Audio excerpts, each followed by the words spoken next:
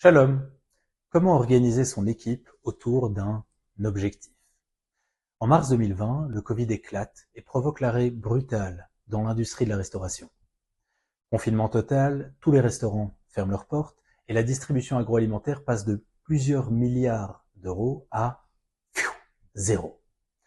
À l'époque, en tant que CEO nord-américain d'une entreprise spécialisée dans les bases de données de restaurants, je dois faire face à une avalanche de clients qui souhaitent annuler, résilier leur contrat.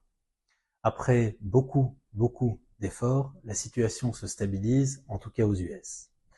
Mais en Europe, la situation est encore beaucoup plus grave. 1,5 million de pertes, des contrats qui s'annulent et pas mal de difficultés liées au passage en télétravail.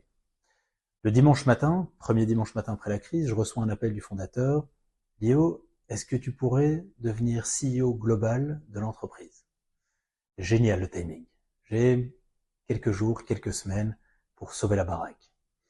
En plus, vous vous en souvenez, à ce moment-là de la crise, les licenciements vont bon train. Réorganisation, réduction des coûts, bref, la recette classique en temps de crise dans des organisations hiérarchiques et pyramidales. Je croyais pas à cette méthode, j'y ai jamais cru. Je connaissais pas mal de modèles d'organisation, plusieurs types d'architecture de business, mais je connaissais surtout un modèle que tous les enfants juifs connaissent, un modèle d'organisation qui ouvre le livre de Bamidbar. Le modèle, le voici. Il décrit le fonctionnement des tribus autour du Mishkan. Première différence notable avec les modèles classiques d'organisation hiérarchique, pyramidale, on a ici un système qui s'articule non pas autour des personnes, mais autour de l'objectif. 2, et c'est le point le plus important, l'activité de chaque tribu s'imbrique parfaitement avec l'activité de la tribu suivante. Par exemple, on a ici la tribu de Zevulun qui incarne les échanges internationaux, le commerce qui permet l'étude, Issachar qui lui-même permet l'amélioration continue, la mise en pratique dans le réel qui caractérise la tribu de Yehuda.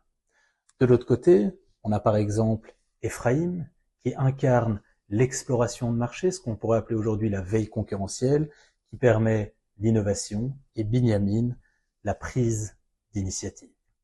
Il y a une logique implacable, il y a une fluidité parfaite, et chacun est à sa place. Retour en mars 2020. Je mise tout sur ce modèle et fonctionne en 4 étapes pour aligner l'équipe, affronter la crise et accélérer la croissance. Étape numéro 1, feuille blanche. Et un peu comme le Mishkan était placé au milieu de cette organisation, placer l'objectif ultime au milieu de la feuille.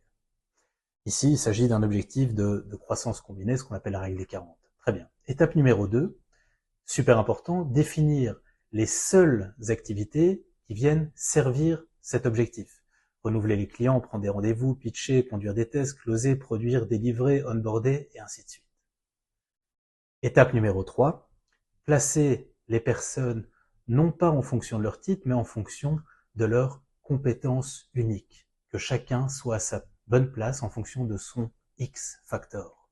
Et étape numéro 4, attribuer à chacun un objectif quantitatif, une KPI mesurable tous les mois. La fin de l'histoire est telle qu'on va gagner très vite 40 points en profitabilité, une croissance combinée de 60%. 1 an et demi après le début de cette crise, c'était le lendemain de Sukkot 2021, j'entreprends les négociations pour l'exit. 3 mois après, l'entreprise est vendue pour X fois sa valorisation initiale. Morale de l'histoire, une équipe performante se construit un peu comme dans les unités d'élite autour d'un objectif. La question c'est, est-ce que ton équipe aussi est construite autour d'un objectif, que les activités clés sont définies et les meilleures compétences aux endroits appropriés. Kol Tuv.